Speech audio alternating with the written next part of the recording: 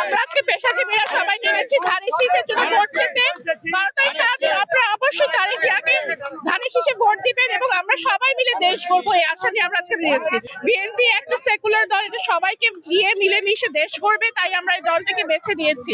কারণ তারা বিশ্বাস করে এ দেশে সবাই বেঁচে থাকার অধিকার রয়েছে, একই সাথে একই সঙ্গে একই অধিকার নিয়ে। আমরা ব্যাপক সাড়া পাচ্ছি ঢাকা 17, ইনশাআল্লাহ আমরা আশা করছি ঢাকা 17-তে 12 তারিখে আমরা ব্যাপক ভোটে, বিপুল ভোটের ব্যবধানে আমরা ধানের শীষকে জিতিয়ে নিয়ে আসতে পারবো ইনশাআল্লাহ। আমি একজন পেশাজীবী, আমি ব্যাংকার। ঢাকা 17 আসনে আমাদের বিএনপির চেয়ারম্যান তারেক জিয়া রব উঠেছে। আমরা পেশাজীবী সংগঠন দল মত নির্বিশেষে এদেশের গণতন্ত্রের আস্থা, এদেশের সার্বভৌমত্বের আস্থা বিএনপিকে মানুষ বেছে নিয়েছে। ধানের শীষের সারা বাংলাদেশে জোয়ার এসেছে।